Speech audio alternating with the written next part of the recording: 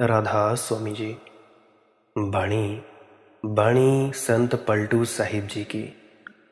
आज की सत्संग वीडियो का विषय है सतगुरु से प्रेम प्यार कैसे बढ़ाया जाए। सतगुरु की भक्ति क्या प्रेम से अलग चीज़ है? अगर नहीं है तो क्यों है? तो चलिए इसी विषय के संदर्भ में आज की सत्संग वीडियो आरंभ करते हैं। गुरु प्यारी सत्कारयोग सत्संगत जी, आप सभी का बहुत बहुत धन्यवाद, बहुत बहुत शुक्रिया जो आप मुझे सुनने आए। तो चलिए अपने अपने गुरु महाराज को याद करते हुए आज का सत्संग सुनने की कृपा करें। सायते फसल गुल है जवानी, क्यों न जिसमें मय हो, मय वशा हो, आकवत के आजाबों का रोना हो, इम्बो मुबारक मनों में क्यों हो। भक्ति प्रेम विरोधी नहीं है, भक्ति है प्रेम का ऊर्ध्वगमन। भक्ति राग विरोधी नहीं है, भक्ति है राग का रूपांतरण। भक्ति सौंदर्य विरोधी नहीं है, भक्ति है परम सौंदर्य का खोज। भक्ति प्रिय से तुम्हें तोड़ती नहीं, परम प्रिय से जोड़ती है। इस बात को पहले ध्यान में ले ले। यह भक्ति की अपूर्व दशा है। भक्ति कहती नहीं छोड़ो प्रेम, भक्ति कहती है प्रेम को बढ़ाओ। छोटे प्रेम को जाने दो, बड़े प्रेम को भुलाओ। भक्ति वियोग नहीं सिखाती, योग नहीं सिखाती, वैराग्य नहीं, तपश्चर्या नहीं। भक्ति सिखाती है कैसे प्रिय के रंग में रंग जाओ, कैसे अपने सतगुरु अपने परमात्मा के रंग में रंग जाओ। संसार के विरोध का कारण प्रेम नहीं है, संसार के विरोध का कारण है कि संसार प्रेम के लिए उपयुक्त पात्र नहीं है। विरागी कहता है छोड़ो राग को, क्योंकि राग बुरा है। भक्त कहता है जहाँ तुमने राग लगाया है यह विषय वस्तु व्यर्थ है। राग को मत छोड़ो, विषय वस्तु को बदल लो। जहाँ तुमने क्षुद्र को बिराजा है, बिठाया है, क्षुद्र को सिंहासन पर विराजमान किया है, वहाँ प्रभु को बिठाओ। जिस हृदय में तुमने धन मद पद प्रतिष्ठा इन सबको बिठा रखा है, वहाँ प्रभु का गुणगान गाओ। जितना तुम संसार के लिए श्रम कर रहे हो, उतने ही श्रम से परमात्मा मिल सकता है। कुछ नया नहीं करना है साधना में, जो तुम जानते हो उसकी ही दिशा बदलनी है। यही पैर पहुंचा देंगे, दिशा बदलनी है। यही आंखें दिखा देंगी, बस दिशा बदलनी है। यही तुम परमात्मा में प्रविष्ट हो जाओगे, परमात्मा के आलिंगन को उपलब्ध हो जाओगे। जरा भी तुम में कमी नहीं है, लेकिन तुम्हारी दिशा गलत है। तुम गलत नहीं हो, तुम्हारी दिशा गलत है। ये भक्ति का आधारभूत सिद्धांत है। तुम गलत नहीं हो, तुम्हारी दिशा मात्र गलत है। तुम्हें नहीं बदलना है, सिर्फ दिशा को बदल लेना है। तुम चले हो जिस तरफ, जो तुम पाने चले हो वह तो ठीक ही है, लेकिन जिस तरफ तुम चले हो वहाँ वह पाया ना जा सकेगा। जैसे कोई आदमी चला, नदी जाना चाहता था और बाजार की तरफ चल रहा है, ये भी ठीक है। नदी में पहुंचना चाहता है, ये भी ठीक है। प्यासा है तो नदी पहुंचना चाहता है, लेकिन चल पड़ा है बाजार की तरफ। पैर भी ठीक है, चलना भी ठीक है, प्यास भी ठीक है, पानी की तलाश भी ठीक है, लेकिन ज़रा राह गलत चुन ली, दिशा गलत चुन ली, नदी की तरफ चले। तो भक्ति तुम्हारी सारी सांसारिकता को परमात्मा में नियोजित कर देती है। ये भक्ति की बड़ी अपूर्व कला है। ज्ञानी तोड़ता है, भक्त तोड़ता ही नहीं। ज्ञानी काटता है, भक्त काटता ही नहीं। ज्ञानी के लिए बड़ा संघर्ष है, भक्त के लिए सिर्फ और सिर्फ समर्पण है, अपने आप को सौंप देना है। भक्त तो कहता है यहाँ भी जो सौंदर्य तुम्हें दिखाई पड़ रहा है संसार में भी, वह भी है परमात्मा का। तुम जिस दिन पहचानोगे उस दिन जानोगे। यहाँ भी जो बसंत आता है वह भी उसकी प्रार्थना का क्षण है। जब तुम्हारे भीतर, तुम्हारे खून में जीवन ऊर्जा तूफान उठाती है, यह भी उसी का तूफान है। सब उसका है। उसी की तरफ बहने लगे, स्रोत की तरफ जाने लगे तो सब ठीक हो जाएगा। आज पलटू दास जी के पद बहुत सोचने समझने जैसे हैं। भक्ति की आधारशिलाएं उनमें हैं। वाणी है उनकी, क्या सोवै तू बावरी, चाला जाता बसंत। ये जीवन तो बसंत की बेला है। यह जीवन तो बसंत ऋतु है। देखते हो, जीवन की कोई निंदा नहीं है। यह जीवन तो बसंत है। यह तो अहो भाग्य है।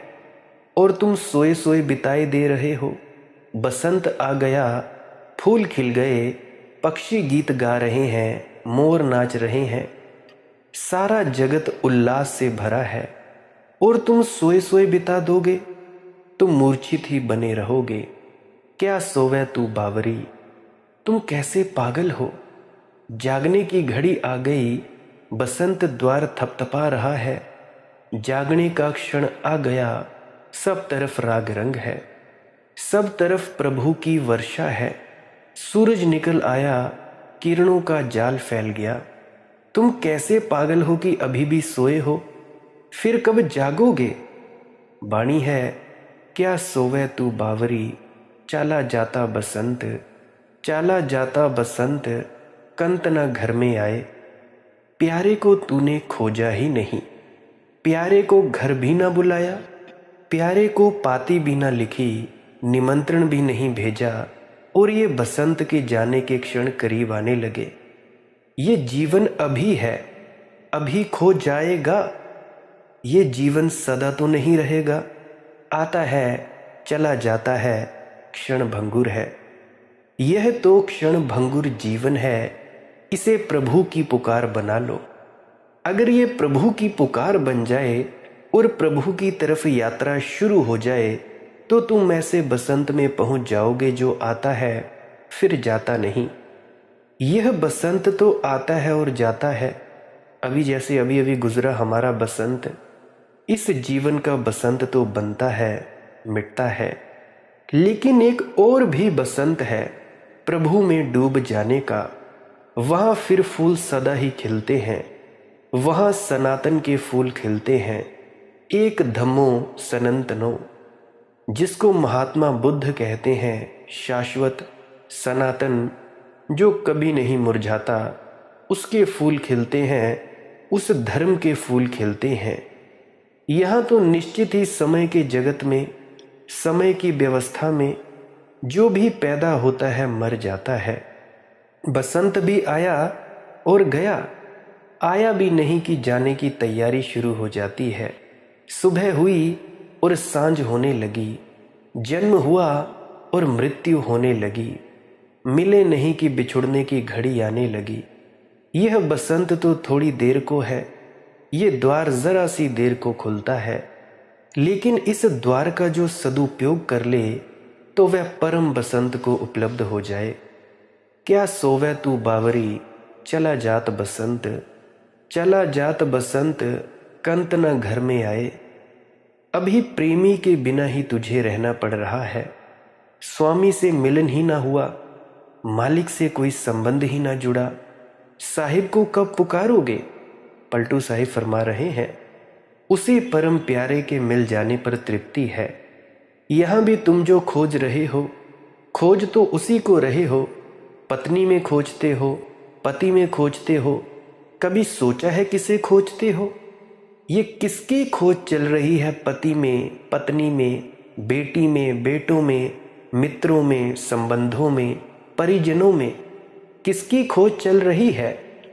और तुमने ये भी नहीं सोचा, अभी इसकी जांच परख भी नहीं की कि हर बार खोज व्यर्थ हो जाती है। हर बार विषाद हाथ लगता है, विफलता लगती है। पत्नी में खोजो, पति में खोजो, तुम जिसे खोज रहे हो वह इतना बड़ा है कि कोई उसे तुम्हें ना दे पाएगी, और तब तुम अंततः नाराज होगे गरीब पत्नी पर, गरीब पति पर। उसका कोई कसूर भी ना था, तुम्हारी मांग बड़ी थी, घड़े में सागर खोजने चले थे। अब घड़े का क्या कसूर, पति में परमात्मा को खोजने चले थे, नहीं मिला पति में परमात्मा, तो क्या कसूर पति का है? फिर नाराजगी पति पर आती है। तुमने देखा, पति पत्नी एक दूसरे पर बड़े क्रुद्ध हो जाते हैं, क्योंकि उनको लगता है धोखा दिया गया है। उनको लगता है जो प्रलोभन हमें दिया गया था, जो देने का आश्वासन दिया गया था, वह पूरा नहीं किया गया। उन्हें शिकायत होती है, चाहे शिकायत साफ साफ ना हो, लेकिन पति पत्नी का मन एक दूसरे के प्रति तिक्तता से भरता जाता है, कड़वाहट से भरा जाता है। कारण समझना, कारण बड़ा धार्मिक है।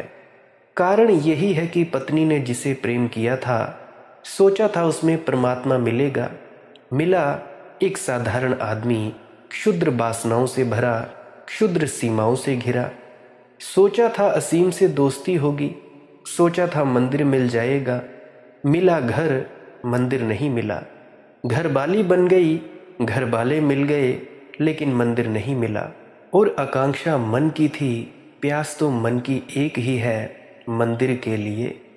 मन हमेशा अपने अंदर जाना चाहता है, शाश्वत को चाहा था, यह क्षण भंगुर मिला, यह अभी है और अभी चला। तुमने जिस पत्नी को प्रेम किया था, जिस प्रेमिका को प्रेम किया था, सोचा था इसमें सौंदर्य, परम सौंदर्य मिल जाएगा, तुम तृप्त हो जाओगे, तुम्हारा दिल भर जाएगा। लेकिन धीरे धीरे ये सौंदर्य चला गया और दिल भरा नहीं। दिल भरने की कोई बात दूर रही, धीरे धीरे ये सौंदर्य अब सौंदर्य भी नहीं दिखाई पड़ता। जिसको फूल समझकर करीब आए, उसमें बहुत कांटे मिले। मन तिक्त होने लगा, मन कड़वाहट से भर गया, मन विरोध से भर गया। तुम सोचते हो पत्नी धोखा दे गई, ये सुंदर थी नहीं, इसने दिखावा किया, मेकअप किया, 2-2 हज़ार का, 3-3 हज़ार का मेकअप किया। पत्नी सोचती है तुम धोखा दे गए, तुम ऐसे विराट थे नहीं जैसा तुमने दिखावा किया था। किसी ने दिखावा नहीं किया था, तुम्हारी आकांक्षा परमात्मा को खोजने की है। मैंने सुना है एक मुसलमान सम्राट कभी कभी एक सूफी फकीर को बुलाया करता था, महल में बुलाता था, उसका सत्संग कराता था। एक दिन फकीर ने कहा कि यह नियम के प्रतिकूल है, मैं आ जाता हूँ दया करके, लेकिन कुरान कहती है कि फकीर कभी सम्राट के घर ना जाए। तुम बुलाते हो तो मैं इनकार नहीं कर पाता, लेकिन कुरान कहती है कि जब जाए तो सम्राट ही फकीर के घर जाए। तो ये आखिरी बार मेरा आना हुआ है, अब तुम इस योग्य भी हो गए हो कि मेरी बात समझ सकोगे। सत्संग ने तुम्हें इस योग्य बना दिया। पहले दिन ही मैं तुमसे मना करता तो शायद तुम्हारी अक्ल में भी ना आता। तुम समझते अपमान हो गया, लेकिन अब तुम समझ सकते हो। तुम्हें चाहिए तो तुम आओ, कुएं के पास आओ। तुम प्यासे हो, कुएं को बुलाते हो, तो ये बात तो ज़रा ठीक नहीं। अब जब जाना हो तो तुम आ जाना। राग तो लग गया था सम्राट को इस फकीर का। इसके प्रेम की कुछ बूंदें उसे मिली थीं। इसके जीवन में कुछ उसने झांका भी था। कुछ लगता था कि जो नहीं साधारणतः होता वह हुआ है। तो वह एक दिन पहुंचा फकीर के झोंपड़े पर। फकीर खेत में काम करने गया था। उसकी पत्नी ने कहा, आप बैठ जाएं। वह खेत की मेड़ पर पत्नी अपने पति की प्रतीक्षा कर रही है, भोजन लेकर आई है। वह कहती है, आप यहीं बैठ जाएं मेड़ पर, मैं पति को बुला लाती हूँ, वे दूर काम कर रहे हैं। सम्राट ने कहा कि मैं टहलूंगा, तू जाकर बुला ला। पत्नी को लगा कि शायद मेड़ पर कुछ बिछा नहीं है, इसीलिए सम्राट बैठता नहीं। तो वह भागी गई, अपने झोंपड़े में से एक दरी उठा लाई। गरीब की दरी, थेबड़ों लगी, जगह जगह फटी, जरा जीर्ण, मगर उसने बड़े प्रेम से बिछा दी मेड़ पर और कहा कि आप बैठ जाएं। सम्राट ने दरी देखी और टहलता ही रहा। उसने कहा, मैं टहलूंगा ही, तू पति को बुला ला। उसने सोचा कि शायद मेड़ पर बैठना सम्राट के लिए योग्य नहीं, तो उसने कहा, आप ऐसा करें, झोंपड़े में भीतर चलें तो हमारी खाट पर बैठ जाएं। तो वह भीतर ले गई, लेकिन खाट भी सम्राट को जंची नहीं। खाट ही थी गरीब की और झोंपड़ा भी। वह बाहर फिर आ गया। उसने कहा, मैं टहल लूँगा, तू फिक्र मत कर, तू जाकर फ़कीर को बुला ला। पत्नी गई। राह में उसने फ़कीर से, अपने पति से कहा कि सम्राट कुछ अजीब सा है। मैंने बहुत कहा मेड़ पर बैठ जाओ, नहीं बैठा। दरी बिछाई, नहीं बैठा। भीतर ले गई, अपनी खाट पर बैठने को कहा, वहाँ नहीं बैठा। ये बात क्या है, ये बैठता क्यों नहीं? फ़कीर हंसने लगा। उसने कहा, पागल, सम्राट बैठ कैसे सकता है?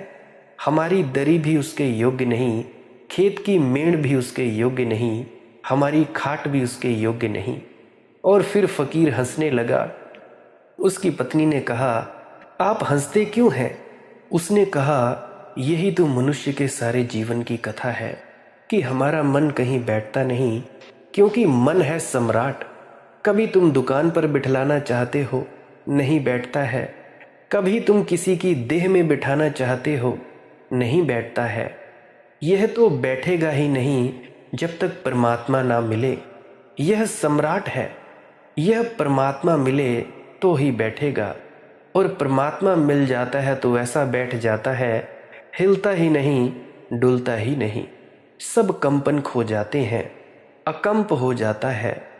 कह रहे हैं पलटू, चाला जात बसंत, कंत ना घर में आए।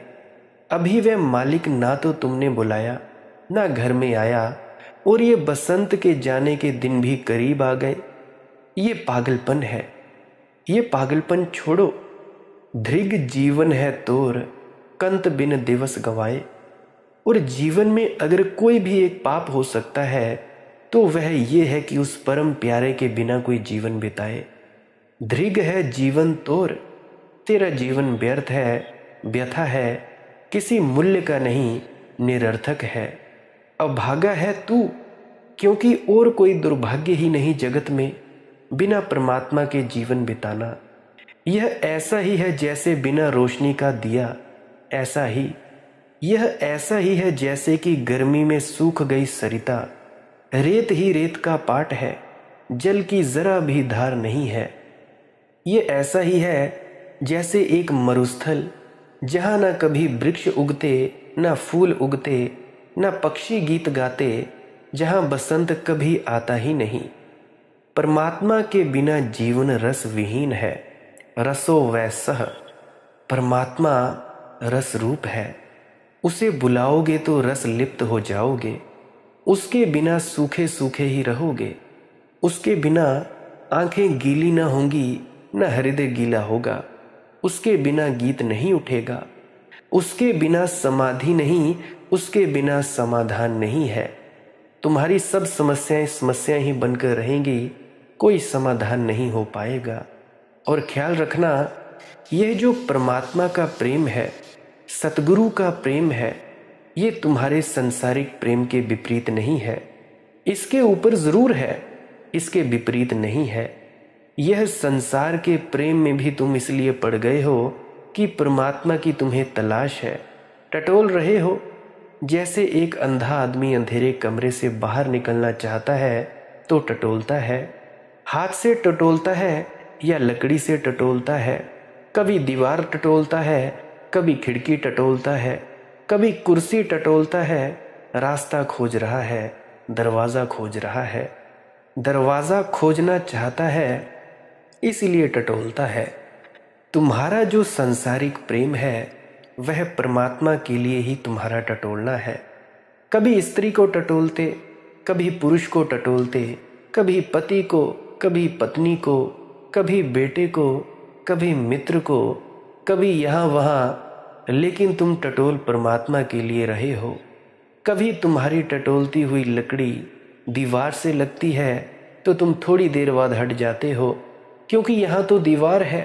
कभी कुर्सी से टकराती है, क्योंकि यहाँ तो कुर्सी है। ऐसे ही धीरे धीरे सारे संसार में टटोलने के बाद दरवाज़ा मिलता है। यह संसार परमात्मा की खोज का ही अंग है। जमजमा साज का पायल के छनाके की तरह, बेहतर अज शोर से ताकुसो अज़ां है साकी। भक्तों ने कहा है कि अजान की आवाज़ और शंख की आवाज़, इससे ज़्यादा प्यारी आवाज़ है संगीत की, प्रेम की, रस की। जमजमा साज का पायल के छनाके की तरह, वह जो पायल की झनकार है उसमें जो संगीत है वह कहीं ज़्यादा मूल्यवान है अजान। रूखी सूखी अजान से वह जो पायल की छन छन है वह कहीं ज़्यादा रस युक्त है, ज़्यादा जीवंत है मंदिर के शंख की सूखी साखी आवाज़ के मुकाबले। क्यों? क्योंकि मंदिर के शंख की आवाज़ जीवन रहित है और अजान भी जीवन रहित है। तुम इस जीवन में जो खोज रहे हो, तुमने अपने बेटे को जिस नज़र से देखा है, या अपनी बेटी को, या अपने भाई को, या अपनी प्रेयसी को, तुमने जिस प्रेम की नज़र से अपनी प्रेयसी को देखा है वही नज़र काम आएगी। उसमें ही असली बात छिपी है। ऐसा समझो कि एक मंदिर में तुम खड़े हो और आग लग जाए और तुम्हारा बेटा भी मंदिर में है, तो तुम मूर्ति बचाओगे श्री कृष्ण की कि अपने बेटे को बचाओगे? मूर्ति को तुम छोड़ जाओगे, भाग जाओगे, बेटे को लेकर बाहर निकल जाओगे। पता चल जाएगा वहाँ की असलियत कहाँ थी। मूर्ति में इतना कोई लगाव थोड़े ही था। मूर्ति तो मूर्ति थी, बेटा असली था। वहाँ प्रेम है, वहाँ असली संगीत है प्रेम का। भक्त कहते हैं इसी प्रेम के संगीत को ऊपर उठाना है, इसी को ऊर्ध्वगामी करना है, इसी को परमात्मा की तरफ लगाना है। शंखों की आवाज़ से काम नहीं होगा, हृदय की आवाज़ अजान से काम नहीं होगा। यह जो प्रेम का तुम्हारे भीतर छोटा सा झरना है, इसी को बहाना है। यही बह बहकर किसी दिन सागर तक पहुँचेगा। धृग जीवन है तोर, कंत बिन दिवस गवाए। गर्व गुमानी नारी फिरै, जोवन की मोती। और फिर तुम भी कैसे पागल हो, बड़े अहंकार में अकड़े फिर रहे हो। गर्व गुमानी नारी फिरै, जोवन की माती। और अपने यौवन पर इतने इतरा रहे हो, अपने बल पर, अपनी शक्ति पर, अपने सौंदर्य पर, अपने रूप पर, अपने रंग पर बड़े अकड़ रहे हो। और तुम्हें ये भी पता नहीं चला जाता बसंत, यह तो चला, यह तो जा ही रहा है, ये तो तुम्हें पता ही नहीं चलेगा। सोए सोए निकल जाएगा, यह कब हाथ से निकल जाएगा तुम्हें पता नहीं चलेगा। इस पर तुम इतने गर्वाओ मत, इस क्षण भंगुर पर इतने मत अकड़ो।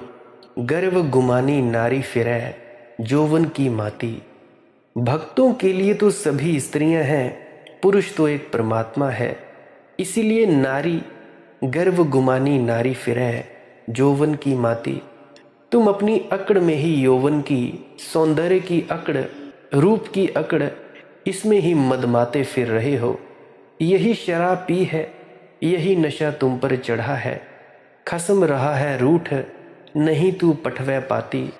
और इस अकड़ की वजह से तुम्हें एक बात दिखाई ही नहीं पड़ रही है कि तुम्हारा असली स्वामी रूठा बैठा है और उसे तुम अभी तक मना भी नहीं पाए। तुम्हारा यह गर्व बाधा बन रहा है। गर्व के कारण, अहंकार के कारण तुम परमात्मा को नहीं राजी कर पा रहे हो, मना नहीं पा रहे हो। गर्व के कारण तुम परमात्मा को नहीं बुला पा रहे हो, और बुलाओ तो ही वह आए। खसम रहा है रूठ, नहीं तो पठवै पाती। थोड़ा सोचो तो, तुम परमात्मा को ना लुभा पाए तो तुमने जो भी किया बेकार गया। उस प्यारे को लुभा लिया, उसकी आंख तुम्हारी आंख में पड़ गई, उसका हाथ तुम्हारे हाथ में आ गया, तो तुम सफल हुए। एक ही सफलता है, बस एक मात्र सफलता है जीवन में, और एक ही धन्यता है जिस दिन तुम सफल हो जाते हो परमात्मा को अपने भीतर बुलाने में। उसके पहले सब असफलता ही असफलता है। तुम लाख अपने को समझा लो कि धन मेरे पास है, देखो सफल हो गया, कि पद मेरे पास है, सफल हो गया। ये सब धोखे हैं, ये सब धोखे मौत तोड़ देगी। जब बसंत आएगा तब तुम अचानक पाओगे सूख गई देह, झड़ गए हरे पत्ते, फूल अब नहीं खिलते, पक्षी अब डेरा भी नहीं डालते, अब ना कोई गीत है ना कोई गान है, सब गया अब बस मौत से ही पहचान है। इसके पहले कि मौत तुम में घर बना ले, तुम अमृत से संबंध जोड़ लो। गर्भ गुमानी नारी फिरे जीवन की माती, खस्म रहा है रूठ नहीं तू पठवै पाती, लगे न तेरो चित्त कंत को नहीं मनावे, और तेरा चित्त भी नहीं लग रहा है यह भी सच है। चित्त लगे भी कैसे, लगे भी तो कैसे लगे, सम्राट बैठेगा तो उसके योग्य आसन भी तो चाहिए, और तुम्हारा चित्त भी परमात्मा के पहले कहीं लग नहीं सकता, कहीं बैठता नहीं है, केवल परमात्मा में ही बैठता है। यह चित्त का पंछी वहीं बैठता है, और कोई जगह नहीं बैठता, इसे और कोई जगह सुहाती नहीं। कभी तुम कहते हो इस ढेर पर बैठ जा, धन का ढेर, मगर ये उसे कचरा है। कभी तुम कहते हो पद पर बैठ जा, पीएम सीएम बन जाओ, यह भी उसके लिए कचरा है। तुम उसे लाख तरह के खिलौने देते हो, लेकिन वह हर खिलौने से ऊब जाता है और एक दिन हर खिलौने को छोड़ देता है। वह कहता है असली लाओ, और इसीलिए हमारा चित्त बेचैन है। तुम शायद सोचते हो कि चित्त की बेचैनी कोई बीमारी है, तो तुम गलत ख्याल में हो। मेरे पास लोग आ जाते हैं, वे कहते हैं कि कुछ ऐसा करें कि हमारा चित्त शांत हो जाए। मैंने कहा इसी अशांत चित्त में तो थोड़ी आशा है, अगर शांत हो गया तो तुम गए। इसका अशांत होना सौभाग्य है। यह अशांत चित्त यही कह रहा है कि यहाँ तुमने जहाँ जहाँ शांति खोजनी चाहिए वहाँ शांति नहीं मिलेगी, और तुम चाहते हो चित्त शांत हो जाए। अगर तुम्हारा चित्त शांत हो जाए तो तुम संसार में ही रह जाओगे। इसीलिए चित्त तो शांत होगा ही नहीं जब तक तुम परमात्मा में प्रवेश ना करो। तुम लाख उपाय करो, चित्त शांत नहीं होगा। कैसे होगा? जब तक परम धन ना मिले तब तक तुम कैसे चित्त को समझाओगे? चित्त को लगता ही रहता है मैं भिखारी, निर्धन, भूखा, क्षुधा पीड़ित तड़प रहा, और चित्त कंप रहा है। यह चित्त का कंपन तुम्हारा सौभाग्य है, इसे दुर्भाग्य मत समझो। यह कहीं नहीं लगता, क्योंकि यह कहता है वहाँ ले चलो जहाँ मैं लग सकता हूँ, और वहाँ तुम ले नहीं जाते। तुम अपने गर्भ में अकड़े बैठे हो। तुम कहते हो हम तुझे यहीं शांत कर लेंगे, और थोड़ा धन ले लें, थोड़ा पद प्रतिष्ठा कमा लें, यह कर लें और वो कर लें। तुमने चित्त को कोई छोटा बच्चा समझा है जिसको तुम समझा रहे हो कि चल और आइसक्रीम ले ले, ये खिलौना ले ले, चल बाजार से कुछ मिठाई दिलवा दे। तुम ये सब देते रहोगे और चित्त की बेचैनी ना मिटेगी, बेचैनी बढ़ती जाएगी, क्योंकि जैसे जैसे वसंत बीतने लगेगा वैसे वैसे चित्त को लगेगा ये तो दिन भी गया, ये अवसर भी खोया जा रहा है, और इन खिलौनों से मैं कब तक उलझा रहूं। इसीलिए जैसे जैसे उम्र बढ़ती है वैसे वैसे चित्त की अशांति बढ़ती है। बच्चे शांत मालूम होते हैं, बूढ़े अशांत हो जाते हैं। बूढ़े का बसंत चला गया, अवसर चला गया, और कंत से मिलना ना हुआ।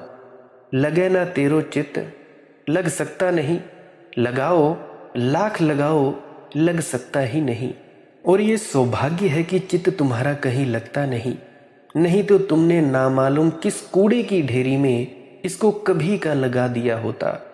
यह तो चित्त की तुम पर बड़ी कृपा है कि वह कहीं पर लगता नहीं। ना मालूम तुमने कहाँ उलझा दिया होता, कहाँ की नकली सिक्के पकड़ लिए होते और जिंदगी भर छाती से लगाए बैठे रहते। मगर चित्त तुम्हें हर जगह से हटा देता है। वह कहता है अब चलो आगे बढ़ो, यहाँ नहीं है कुछ, कहीं और खोजें। चित्त की बेचैनी का अर्थ है कि खोजना कहीं और होगा। यह खोज ठीक जगह नहीं चल रही है, और जैसे ही तुम ठीक जगह खोजने लगोगे तुम अचानक पाओगे चित्त शांत होने लगा। लोग कहते हैं कि चित्त शांत हो जाए तो तुम परमात्मा में पहुंच जाओगे। मैं तुमसे कहता हूं तुम परमात्मा की तरफ पहुंचने लगो तो तुम्हारा चित्त शांत हो जाए। लोगों ने तुमसे कहा है कि चित्त को शांत कर लो तो तुम परमात्मा में पहुंच जाओगे। मैं तुमसे ये कहना चाहता हूँ कि तुम परमात्मा की तरफ चलने भर लगो और चित्त शांत होने लगेगा। चित्त शांत हो ही नहीं सकता परमात्मा की तरफ चले बिना। उसकी तरफ चलने से ही शीतलता बढ़ती है, उसकी तरफ चलने से ही बेचैनी अपने आप कम होने लगती है, उसकी तरफ चलने से ही भीतर भरोसा आने लगता है कि अब ठीक दिशा मिली, अब घर की तरफ चले। लगे न तेरो चित्त कंत को नहीं मनावे।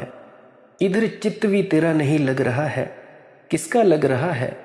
तुमने किसी का संसार में चित्त को लगते देखा? जिनके पास बहुत धन है, जिनके पास बहुत पद है, तुम सोचते हो उनका चित्त लग रहा है? वे इतने ही उखड़े हैं जितने तुम उखड़े हो, शायद तुमसे ज़्यादा उखड़े हैं, क्योंकि उन्होंने अपना सारा बसंत तो धन को इकट्ठा करने में लगा दिया और चित्त शांत नहीं हुआ है। अब उनकी बेचैनी तुम समझ न सकोगे। वे विक्षिप्त हुए जा रहे हैं, उनको कुछ समझ में नहीं आ रहा है कि अब क्या करें क्या ना करें। कंत को ना ही मनावे, लेकिन अकड़ के मारे तुम परमात्मा की तरफ भी नहीं जाते हो। चित्त भी बेचैन है, सब तरफ की विक्षिप्तता इकट्ठी हो गई है। एक क्षण को रस नहीं है, एक क्षण को सुख की छाया नहीं मिलती। भागे जाते हो, धूप ही धूप है, आपाधापी है, महत्वाकांक्षाएं हैं और इकट्ठा करते जाते हो। इतना कर लिया, उससे कुछ मिला नहीं। एक मित्र मेरे पास आए, वे कहने लगे कि जब मैं युवा था तब मैंने तय किया था कि जिस दिन मेरे पास 10 लाख रुपए हो जाएंगे उसी दिन सब आपाधापी छोड़ छाड़ कर शांति से बैठा रहूँगा। बस अब थोड़ी ही देर और है, 5 लाख मेरे पास हो गए हैं। गरीब आदमी के घर पैदा हुए, 5 लाख बड़ी बात है, उनको इकट्ठा कर लेने में बड़ी बात है। बड़ी मुश्किल से इकट्ठा किए। थोड़ी देर और है, 1 2 4 5 साल की बात है। अब पैसा मेरे पास है, 5 को 10 करने में कठिनाई ना होगी। ये 5 असली कठिन बात थी। अब 5 को दुगना करना सरल पड़ेगा। बस फिर तो मैं नामदानी सज्जन होकर बैठ जाऊंगा, सारी दुनिया से संन्यास लेकर सन्यासी हो जाऊंगा। मैंने उनसे पूछा, एक बात तो मुझे कहो, 5 लाख मिले, आधी तो संपत्ति मिल गई जितने तुम चाहते थे, क्या तुम्हें आधा चैन मिला? क्या तुम्हें आधी शांति मिली? वे कहने लगे, शांति? शांति मिलने की पूछते हैं? जो थी थोड़ी बहुत बह भी चली गई। तो मैंने कहा कि ये भी तो सोचो कि 10 के मिलते मिलते ये जो थोड़ी बहुत समझ बची है मेरे पास आने की, तुम यहाँ तक आ गए, यह भी चली जाएगी। 5 लाख मिलने में जो थोड़ी बहुत शांति थी वह चली गई। 10 लाख मिलते मिलते तक क्या तुम्हें होश रहेगा? पगला तो ना जाओगे? वे कुछ सोचने लगे और कहा कि आपकी बात ठीक मालूम पड़ती है, सोचता हूँ तो ठीक मालूम पड़ती है। इतना पागल मैं पहले नहीं था। जब से ये 5 हो गए हैं तब से सो भी नहीं सकता, दिन रात गिनती चल रही है और वह 10 का नशा चढ़ा हुआ है। इसीलिए भारत में हम धन के नशे को धन मद कहते हैं, पद के नशे को पद मद कहते हैं। मद यानी नशा, मद यानी मदिरा। अंग्रेज़ों में जो शब्द है मैड, वह संस्कृत के मद शब्द से बना है। मद एकमात्र पागलपन है। तो मैंने उनसे कहा, अभी तो तुम्हें थोड़ा होश है, चलो तुम यहाँ आ गए। 5 साल 10 साल बाद जब तुम्हारे पास 10 लाख हो जाएंगे, क्या तुम्हें मेरी याद रहेगी? तुम इस तरफ आओगे? वे कहने लगे, पक्का नहीं कह सकता, हालत मेरी खराब है। सच तो ये है कि 10 लाख होने तक मैं बच भी सकूंगा, यह भी मुझे संदेह लगता है, क्योंकि मैं बहुत परेशान हुआ जा रहा हूँ। तो फिर मैंने कहा, जब अब 5 से इतनी मुसीबत हो गई तो अब इसको 10 किस लिए करना चाहते हो? मगर अहंकार। वे बोले कि नहीं, एक दफ़ा तय कर लिया था कि 10 तो करके रहूँगा तो करके रहूँगा। आदमी कभी कभी ऐसी दिशाओं में भी चलता जाता है जिनमें कुछ भी नहीं पाता, लेकिन एक अहंकार रहता है भीतर कि हमें ये पाना है और पाना ही है। लगे न तेरो चित्त कंत को ना ही मनावे, और फिर भी अकड़ कर बस प्रभु को मनाने की तरफ कोई चिंता नहीं हो रही। कापर करे सिंगार, कापर करे सिंगार, फूल की सेज बिछावे। फिर किसके लिए श्रृंगार करती हो और फिर किसके लिए फूलों की सेज बिछाते हो? जब परमात्मा को मनाने का ही, मनाने के लायक भी विनम्रता नहीं है, तो किसके लिए श्रृंगार और किसके लिए फूलों की सेज सजाते हो? ये किसके लिए मंदिर बनाती है? ये किसके लिए दीप जलाती है? कापर करे सिंगार, तुम किसके लिए सज रहे हो? हाँ, मंदिर जाने के लिए सज रहे हो तो ही तुम्हारे सजने का कोई मूल्य है। प्रभु को रिझाने चले हो तो ही तुम्हारा कोई मूल्य है। मैंने सुना है अकबर ने तानसेन को एक बार कहा कि तुम्हारा संगीत अपूर्व है। मैं सोच भी नहीं सकता कि इससे श्रेष्ठ संगीत कहीं हो सकता है या कोई इससे श्रेष्ठ संगीत पैदा कर सकेगा। लेकिन एक प्रश्न मेरे मन में बराबर उठाता है कि तुमने किसी से सीखा होगा, तुम्हारा कोई गुरु भी होगा। अगर तुम्हारे गुरु जीवित हों तो एक बार उनका संगीत सुनना चाहता हूँ, उन्हें दरबार में बुलाओ। तानसेन ने कहा, यह बात जरा कठिन है। गुरु मेरे जीवित हैं लेकिन उन्हें बुलाना मुश्किल है। वे फकीर आदमी हैं। फकीर हरिदास उनके गुरु थे।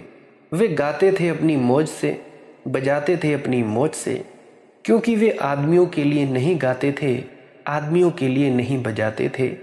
वे परमात्मा के लिए गाते और परमात्मा के लिए बजाते। तो जब उनकी मौज होती है तब, और दरबार में तो उनको लाया नहीं जा सकेगा। तानसेन ने बताया राजा को, फरमाइश पर तो वे गीत ही नहीं, गा ही नहीं सकते। वे कहते हैं परमात्मा करे फरमाइश तब मैं गाता हूँ, इसलिए ज़रा मुश्किल है। आप चलने को राज़ी न होंगे, उन्हें लाया नहीं जा सकता। और ये भी कुछ पक्का नहीं है कि वे कब गाएं। रोज़ उनका कुछ बंधा हुआ नियम नहीं है। प्रार्थना के कहीं कुछ बंधे हुए नियम हो सकते हैं, प्रेम के बंधे हुए नियम हो सकते हैं। प्रेम तो सब नियम तोड़कर बहता है।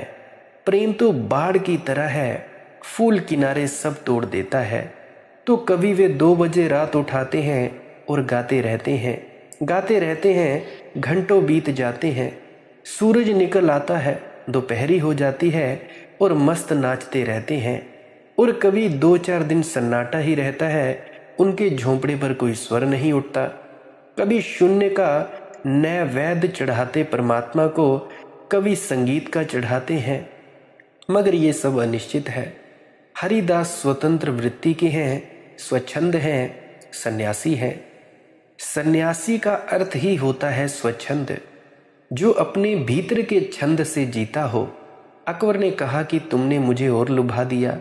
सुनना तो होगा ही, कुछ भी उपाय हो तुम पता लगाओ, मैं आधी रात भी चलने को राजी हूँ। लेकिन तानसेन ने कहा, एक और आखिरी बात झंझट की है।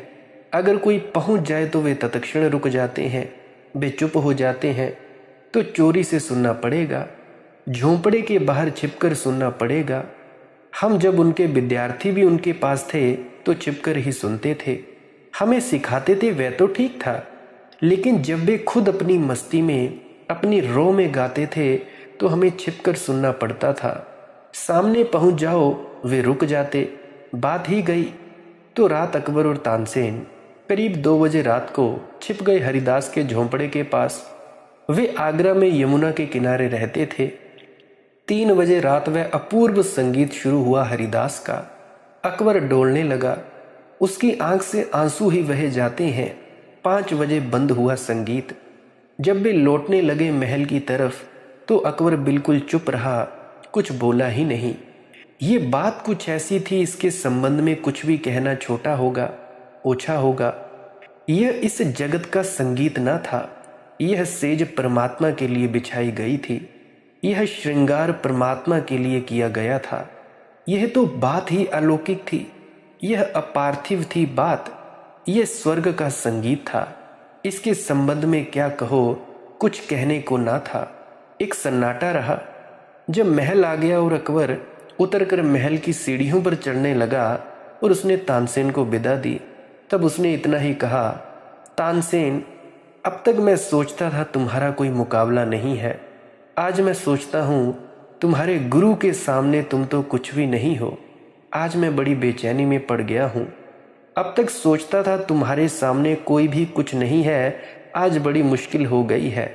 आज तुम्हें देखता हूँ तो तुम्हारा संगीत साधारण मालूम होता है। तुम्हारे गुरु के सामने तो तुम कोई भी नहीं हो, कुछ भी नहीं हो।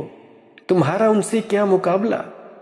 अब तक सोचता था तुम्हारा कोई मुकाबला नहीं, अब सोचता हूँ तुम्हारा उनसे क्या मुकाबला। इतना फर्क क्यों है? और जो तुम्हारे गुरु के जीवन में हो सका, ये तुम्हारे जीवन में क्यों नहीं हो पाया? तानसेन ने कहा, कठिन नहीं है मामला, सीधा साफ है। मैं बजाता हूँ आपके लिए, मेरे गुरु बजाते हैं परमात्मा के लिए। मैं बजाता हूँ कुछ धन संपत्ति, कुछ पुरस्कार पाने के लिए, क्षुद्र पुरस्कार, धन पद प्रतिष्ठा। मेरे गुरु बजाते हैं अहोभाव से, किसी पुरस्कार को पाने के लिए नहीं बजाते। मैं बजाता हूँ कुछ पाने के लिए, मेरे गुरु बजाते हैं क्योंकि उन्होंने कुछ पा लिया है। उस पाने में बजना उठता है। मैं तो भिखारी हूँ, वे सम्राट है। जिस दिन तुम परमात्मा के लिए श्रृंगार करोगे, उसके लिए फूलों की सेज सजाओगे, उसी दिन तुम्हारे जीवन में आनंद, उसी दिन तुम्हारे जीवन में संगीत, उसी दिन तुम्हारे जीवन में अर्थ पैदा हो जाएगा। उसके पहले तो सब व्यर्थता है। कापर करे सिंगार, फूल की सेज बिछावे। और कहते पलटू दास जी के लोगों को मैं देखता हूँ, बड़ा श्रृंगार कर रहे हैं, बड़ी फूलों की सेज सजा रहे हैं, मकान बना रहे हैं, व्यवस्थाएं जुटा रहे हैं। किस लिए, किसके लिए? कापर करे सिंगार, फूल की सेज बिछावे। किसको रिझाने के लिए ये आयोजन चल रहा है? और यहाँ हाथ से बसंत निकला जा रहा है। पलटू ऋतु भरी खेल ले, फिर पछतावे अंत। क्या सोवे तू बावरी, चला जात बसंत। ये जो छोटा सा क्षण मिला है, ये जो जीवन मिला है, इसको रस से मदमत, प्रभु के प्रेम में मस्त, खेल ले, नाच ले, क्रीड़ा कर ले। ये जिसने दिया है उसी के चरणों में समर्पित कर दे। पलटू ऋतु भरी खेल ले, फिर पछतावे अंत। नहीं तो मृत्यु के समय पछतावा होगा कि प्रभु ने इतनी बड़ी भेंट दी, हमने उसे कुछ भी ना लौटाया, हमने कोई उत्तर भी ना दिया। और ये आ गई मौत और सब छीन कर ले चली। सूखने लगे फूल सेज के, श्रृंगार कुंभलाने लगा। यह आई मौत और सब छीन कर ले चली। और जब हम दे सकते थे, तब हमने प्रभु को भी देने में आनाकानी की। जो छिन ही जाएगा, जो छिन ही जाना है, उसे क्यों ना तुम दान बना लो। और फिर अगर दान ही बनाना हो तो सबसे पहले तो उसी का ध्यान करना चाहिए जिसने दिया है, उसको हम लौटा दें। तेरी वस्तु गोविंद तुझी को समर्पित, तवदी यम वस्तु गोविंद तुभ्यमेव समर्पय। और तो किसी को देने का कोई कारण नहीं है, बस उसी को दे दो। है नींद सुहागिन बंदिनी, परदेशी पी की बाहों में। ओ मेरे सपनों के सृष्टा, ओ मेरी जागृति के दृष्टा। क्या ज्ञात नहीं मेरी सीमित साधे हैं तेरी चाहों में। ओ मेरे मोहन परदेशी, तेरी राधा बलकल बेशी। आशा का दीप लिए बैठी है, पल छिन तेरी राहों में। इन श्वासों का ताना बाना, रुक जाए नहीं आना जाना। युग से पल बीत रहे मेरे, मैं डूब रही हूँ आहों में। तेरी पदरज कुमकुम रोली, तू था तो प्रतिदिन होली। तू तो तरु मैं हूँ लता, पुष्प पलती हूँ तेरी छाँव में। ओ मेरे सपनों के सृष्टा, ओ मेरी जागृति के दृष्टा। क्या ज्ञात नहीं है मेरी सीमित साधे हैं तेरी चाहों में। है नींद सुहागिन बंदिनी, परदेशी पी की बाहों में। वह जो परदेसी पिया है, वह जो परमात्मा है, जो पता नहीं कहाँ छिपा है। हमारा सारे जीवन का आनंद उसकी बाहों में है। उसके आलिंगन में पड़कर ही जीवन में संगति, सुरभि, संगीत का जन्म होता है। संसार में सिर्फ दुख है। दुख यही है कि जो हम खोजते हैं वह वहाँ नहीं मिलता है। वह वहाँ नहीं मिलता है क्योंकि वह वहाँ है नहीं। हमारी खोज ठीक, हमारी आकांक्षा ठीक, हमारी दिशा भ्रांत है। लेकिन हम बड़े अकड़े हैं, हम बड़े गर्व से भरे हैं। हम कहते हैं मैं और मेरी दिशा कैसे गलत हो सकती है, सिद्ध करके रहूँगा। माना दूसरे हार गए होंगे और सिकंदर हार गए होंगे, लेकिन मैं सिद्ध करके रहूँगा कि मिलता है। सारी मनुष्य जाति की कथा क्या है? जिन्होंने भी बाहर खोजा अब तक कुछ भी नहीं पाया। जिन्होंने बाहर खोजा खाली हाथ रहे, खाली हाथ गए। निरअपवाद रूप से बाहर खोजने वाले थके, हारे, पराजित हुए। बाहर खोजने वालों में कोई कभी विजेता नहीं हुआ है।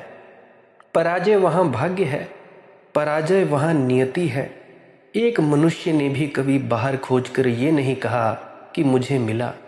इससे बड़ा और कोई वैज्ञानिक सत्य हो सकता है क्या? निरअपवाद। किस बात को वैज्ञानिक कहते हो? वैज्ञानिक उस बात को कहते हैं जिसमें कोई अपवाद ना हो। जब भी पानी गर्म करो 100 डिग्री पर ही भाप बने। कभी 99 पर बन जाए, कभी 101 डिग्री पर बने, तो ये फिर विज्ञान का नियम ना रहा।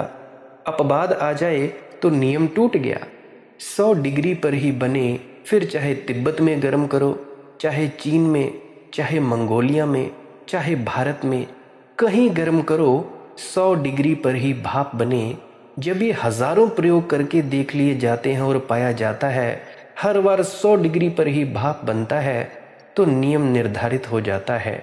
सृष्टि का नियम निरअपवाद है तो नियम बन जाता है। लेकिन इससे बड़ी निरअपवाद कोई व्यवस्था नहीं है मनुष्य जाति के इतिहास में, क्योंकि ये प्रयोग अरबों खरबों लोगों ने किया है कि हम संसार में सुख पालें, और नहीं मिलता। लेकिन फिर भी हर आदमी इस अहंकार से भरा हुआ पैदा होता है कि औरों को ना मिला होगा, मैं निरअपवाद नियम को तोड़कर बताऊंगा, मैं अपवाद होकर रहूंगा, मैं दिखाऊंगा कि मुझे मिलता है। यह एक पहलू है।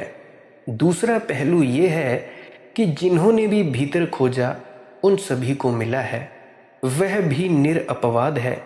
कोई महावीर, कोई मोहम्मद, कोई कृष्ण, कोई क्राइस्ट, कोई रदास, कोई पलटू, कोई बाबा नानक, कोई कबीर, जो भी भीतर गया है उसे मिला है। ऐसा कभी नहीं हुआ कि कोई भीतर गया हो और उसने कहा हो कि मुझे नहीं मिला। ये दूसरा पहलू है उसी नियम का। ये तो दोनों तरफ से कसौटी हो चुकी है इस नियम की। भीतर ही मिलता है, बाहर नहीं मिलता। लेकिन फिर भी आदमी का अहंकार अपूर्व रूप से अंधा है। वह कहता है किसी को अब तक ना मिला होगा, मैं एक कोशिश करके और देख लूं। असंभव कोशिश हार ही जाती है। फिर हमारे हाथ में केवल अभिनय रह जाता है। सत्य तो हाथ में नहीं आता, संसार अभिनय है। फिर हम दिखावा करने लगते हैं जब हमें नहीं मिलता। हंसी तो आती नहीं असली, तो फिर हम झूठी मुस्कुराहट अपने होंठों पर चिपका लेते हैं। मन को समझना तो होगा ही ना, तो हम झूठी खुशियाँ, झूठे उत्सव मनाते रहते हैं। वीडियोस बनाते हैं, ब्लॉग्स लगाते हैं, अपने व्हाट्सएप स्टेटस में लगाते हैं, इंस्टाग्राम स्टोरीज में लगाते हैं। भीतर जलती रहती है आग और बाहर हम शीतलता दिखाते रहते हैं। भीतर आंसुओं के ढेर लगे रहते हैं और बाहर हम हंसते चले जाते हैं। तुम जरा लोगों का हंसना देखो, कैसा खाली, कैसा रिक्त, कैसा निर्जीव। तुम जरा लोगों की आंखों में झांको। दिखलाने की कोशिश वे यही करते हैं कि सब ठीक है, कुछ भी ठीक नहीं है। भीतर सिर्फ मौत आ रही है और बसंत जा रहा है और उनके पैर डगमगा रहे हैं। लेकिन किसी तरह अपने को संभल कर खड़े हुए हैं। किसी को दिखने नहीं देते कि हमारे पैर डगमगा रहे हैं। अभिनय करो, प्रणय का अभिनय करो, अभी नहीं बंद करो। एक बार, 2 बार, 3 बार, नहीं नहीं, नित्य ही अभिनय करो। बहुत भला लगता है, सांसों पर सरगम सा चलता है। क्या बुरा है यदि ऐसा ही प्राणों को छला जाए, यूं ही सहज सरल जीवन क्रम चलता जाए। मगर क्या खाक सहज है यहाँ, और क्या सरल है? फिर धीरे धीरे अभिनय की कला ही रह जाती है। बताते रहो जो नहीं है, निर्धन निर्धन रहे, भीतर बाहर धन दिखलाते रहो। भीतर अज्ञानी रहो, बाहर ज्ञान दिखलाते रहो। भीतर संताप और बाहर दिखलाते रहो कि सब ठीक है, तुम बड़े प्रसन्न हो। ऐसा यह जगत अभिनय से भरा है और इससे बड़ा खतरा होता है। कम से कम छोटे बच्चों को तो बड़ा धोखा हो जाता है, बच्चों को ही धोखा होता है। फिर बच्चे बड़े उम्र के भी हुए तो भी कुछ फर्क नहीं पड़ता, बच्चों को ही धोखा होता है। धोखा ही बच्चों को हो सकता है।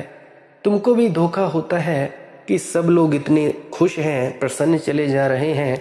देखो कितने लोग आनंदित हैं, देखो ये ब्लॉग्स बना रहे हैं, देखो तो कितनी खुशी हैं, आनंदित हैं, नई नई चीज़ें खरीद रहे हैं। मैं ही एक दुखी। ये हर एक का अनुभव है। प्रत्येक ऐसा ही सोचता है कि मैं ही अकेला दुखी हूँ। हे प्रभु, मुझे ही क्यों दुखी बनाया है। सारी दुनिया इतनी खुश मालूम हो रही है, रंग रलियां मना रही हैं, लोग हाथों में हाथ डाले जा रहे हैं, गीत गा रहे हैं, नाच रहे हैं। सारी दुनिया इतनी प्रसन्न है, मैं ही क्यों दुखी हूँ। ये सभी का भीतरी अनुभव है कि मैं ही क्यों दुखी हूँ। लेकिन दूसरे तो प्रसन्न दिखाई पड़ते हैं, तो ऐसा लगता है कि कोई अन्याय किया होगा तुम्हारे साथ। यहाँ कोई भी प्रसन्न नहीं है। यहाँ जितने तुम दुखी हो उतने ही सभी दुखी हैं। यहाँ ऊपर ऊपर के भेद होंगे, भीतर की दुख की ढेरियाँ उतनी ही उतनी हैं, कोई अंतर नहीं है। मैंने एक कहानी सुनी है कि एक आदमी निरंतर रोता था जाकर मस्जिद में कि हे प्रभु, मुझे इतना दुखी क्यों बनाया। आखिर मैंने तेरा क्या बिगाड़ा है, ये अन्याय हो रहा है। और मैं तो सुनता था तू बड़ा न्यायी है, रहीम है, रहमान है, कृपालु है, महाकरुणावान है, मगर सब धोखे की बातें हैं। मुझे इतना दुख क्यों दिया। सब मज़े में है मगर सब धोखे की बातें हैं। मुझे इतना दुख क्यों दिया, सब मज़े में है, सब आनंद कर रहे हैं, मैं ही क्यों दुख में पड़ा जा रहा हूँ, सड़ा जा रहा हूँ। कुछ कृपा कर। अगर सुख ना दे सके तो कम से कम इतना तो कर कि किसी और का दुख मुझे दे दे, ये मेरा दुख किसी और को दे दो, इतना तो कर। उसने एक रात सपना देखा कि कोई आवाज़ आकाश से कह रही है कि सब लोग अपने अपने दुख लेकर मस्जिद पहुंच जाएं। वह तो बड़ी जल्दी तैयार हो गया। उसने जल्दी से अपना दुख बांधा, पोटली उठाई, भागा मस्जिद की तरफ, खुद भी भागा। उसने देखा, बड़ा हैरान हुआ कि पूरे गांव के लोग अपनी अपनी पोटलियां लिए चले जा रहे हैं। वह तो सोचता था जिनके जीवन में कोई भी दुख नहीं है। राजा भी भागा जा रहा है, वजीर भी भागे जा रहे हैं, नेता भी भागे जा रहे हैं, पंडित पुरोहित भी भागे जा रहे हैं। उसने मौलवी को भी देखा, वह भी अपना गट्ठर लिए चला जा रहा है। सबके गट्ठर हैं। और एक और बड़ी हैरानी की बात मालूम हुई, किसी के पास छोटी मोटी पोटली नहीं, क्योंकि वह सोचने लगा कि किससे बदलना जब बदलने का मौका आ जाए। मगर सब बड़ी बड़ी पोटलियां लिए हुए हैं। ये तो पोटलियां कभी दिखाई भी नहीं पड़ी थी उनको। अभिनय चलता है। तो मस्जिद में पहुंच गए, बड़ा उत्तेजित। सारे लोग उत्तेजित हैं क्योंकि कुछ होने वाला है। और फिर एक आवाज़ हुई कि सब लोग मस्जिद की खूंटियों पर अपनी अपनी पोटलियां टांग दें। सब ने जल्दी से टांग दी, सभी छुटकारा पाना चाहते हैं। और फिर एक आवाज़ हुई कि अब जिसको जिसकी पोटली चुननी हो चुन ले, बदल लें। और वह आदमी भागा और सारे लोग भागे। मगर हैरान होने की बात तो ये थी कि उस आदमी ने भागकर अपनी पोटली फिर से उठा ली कि कोई दूसरा ना उठा ले। और यही हालत सबकी थी, सबने अपनी अपनी उठा ली। वह बड़ा हैरान हुआ, लेकिन अब तक उसके ख्याल में बात आ गई। उसने अपनी क्यों उठाई। सोचा कि अपने दुख कम से कम परिचित तो हैं, दूसरे का बड़ा पोटला है और पता नहीं इसके भीतर क्या दुख हो। अपने दुख कम से कम जाने माने तो हैं, उनके साथ जीते तो रहे हैं, जिंदगी भर जीते रहे हैं, धीरे धीरे अभ्यस्त भी हो गए हैं। और अब धीरे धीरे उतना उनसे दुख भी नहीं होता। कांटा गड़ता ही रहा हो, गड़ता ही रहा हो, गड़ता ही रहा हो, तो धीरे धीरे चमड़ी भी मजबूत हो जाती है। उस जगह कांटा गड़ते गड़ते फिर चमड़ी में उतना दर्द भी नहीं होता। सिर दर्द जिंदगी भर होता ही रहा तो धीरे धीरे आदमी भूल ही जाता है। सिर दर्द और सिर में कोई फर्क ही नहीं रह जाता, ये अभ्यास हो जाता है। और तब उसे समझ में आया कि सबने अपने अपने उठा लिए। सब डर गए हैं कि कहीं दूसरे का ना उठाना पड़े। पता नहीं दूसरे की अपरिचित पोटली भीतर कौन से सांप बिच्छू समाये हो।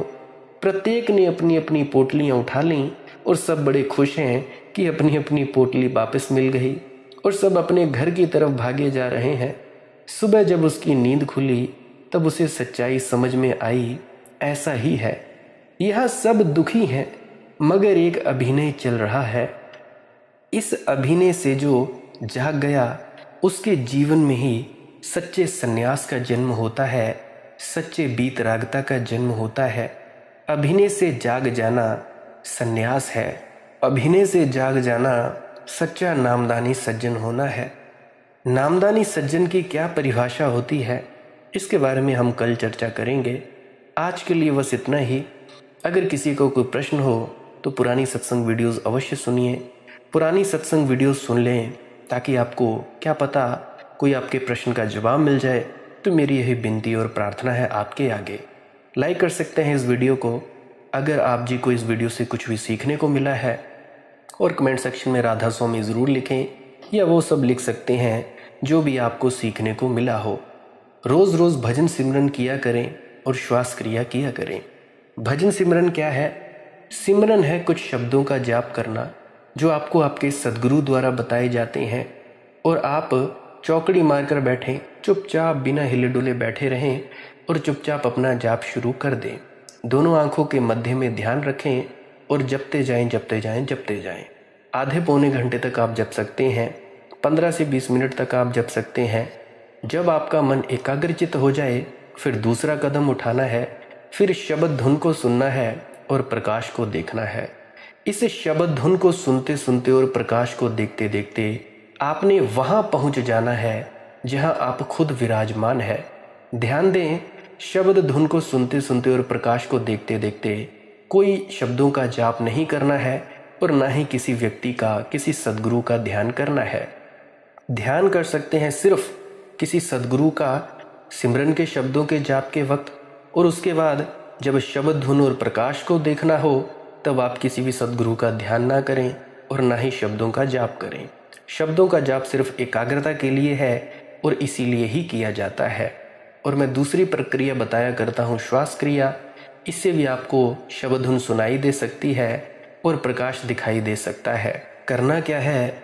नाक से श्वास लेना है, नाक से लंबा सांस लेना है, फेफड़ा भर जाए, छाती भर जाए और मुंह से एकदम से छोड़ देना है। ऐसे करते करते 15 से 20 मिनट तक करना है। जितनी भी सांसें ले सकते हो लो। बाहर बैठ जाएं, घर के बाहर बैठ जाएं, अंदर बैठें, जिधर मर्जी बैठना हो बैठ जाएं। एकांत में बैठ जाएं या जहां भी आपको कोई परेशान न करे वहां बैठ जाएं। खिड़की दरवाजे खुले रखें ताकि ज़्यादा से ज़्यादा शुद्ध वायु आपके फेफड़ों के अंदर जाए। रसोई के पास न बैठें और किसी धूल मिट्टी के क्षेत्र के पास न बैठें। उसके अलावा जहां मर्जी आप बैठना चाहें बैठ सकते हो, आपको खुली छूट है। तो जब आप 15 से 20 मिनट ये प्रक्रिया कर लें, लंबे लंबे श्वास ले लें, लेते लेते जब आप थक जाओगे वैसे ही उसी अवस्था में बैठे रहना है। चौकड़ी मारकर बैठें, सोफे पर बैठें, बेड पे बैठें, जहां मर्जी आप बैठ सकते हैं। जैसे ही आप रुकोगे अपने आप ही आपका जो ध्यान है तीसरी आंख के ऊपर चला जाएगा, दोनों आंखों के मध्य में अंधेरे की तरफ चला जाएगा। ऐसे ही उसी अवस्था में कुछ देर बैठे रहें, जो होता है होने दें। अगर नींद आ जाए तो सो जाएं। अगर आपका शरीर कांपने लगे तो उसकी भी चिंता नहीं करनी है, ये कांपता ही है। रीढ़ की हड्डी में कुछ घूमता हुआ महसूस हो, गरम गरम महसूस हो, उसकी भी चिंता नहीं करनी है, होने देना है। ये सहज प्रक्रिया है। अगर आप जी को दिन में ही मरने का डर लगे उसकी भी चिंता नहीं लेनी है। ये सिर्फ डर ही है, मरता कोई भी नहीं है। और कोशिश करनी है चाहे जो कुछ मर्जी हो जाए, आंख नहीं खोलनी है। जब तक आप आंख नहीं खोलोगे तब तक आपको पूरा पूरा फ़ायदा मिलता जाएगा। आप अगली अवस्था में प्रवेश कर जाएंगे। ये प्रक्रिया कोई भी कर सकता है। अगर नींद आ जाए तो सो जाना है, सोने के बाद फिर से उठ जाना है, फिर आपने ध्यान के लिए बैठना है। ये नींद शुभप्रद है, ये आपके लिए बहुत अच्छी है। ये योग निद्रा है। किसी को भी नींद की समस्या हो या किसी को कोई भी दिमागी बीमारी हो, डिप्रेशन हो, वो व्यक्ति इस प्रक्रिया को रोज़ रोज़ करते जाएं, रोज़ रोज़ करते जाएं, उसके बाद आपका जो दिमाग है वो अपने आप ही ठीक हो जाएगा। किसी को नींद की बीमारी हो तो वो रात को सोने से पहले लेटे लेटे ही इस प्रक्रिया को कर सकता है। प्रेग्नेंट लेडीज़ इस प्रक्रिया को बिल्कुल ना करें। दिल की बीमारी के मरीज़ हों, सांस की बीमारी के मरीज़ हों, वो इसको 4-5 सांसें लेकर करके देखें। अगर दिल में दर्द हो या सांस लेने में कोई और दिक्कत परेशानी हो तो फिर आप इस प्रक्रिया को कभी ना करें। सब्सक्राइब कर सकते हैं इस चैनल को। अगर रोज़ रोज़ नए नए सत्संग सुनना चाहते हैं, सत्संग का टाइम रहता है सुबह 5 बजे से लेकर 7 बजे तक। जिस किसी को भी सत्संग से आनंद लेना हो बड़ी खुशी से ले सकता है। शेयर कर सकते हैं जो भी आपके ज़रूरतमंद हैं। जो ज़रूरतमंद है केवल उन तक ही शेयर करना है, बाकी तो कोई ज़रूरत नहीं है पहुंचाने की।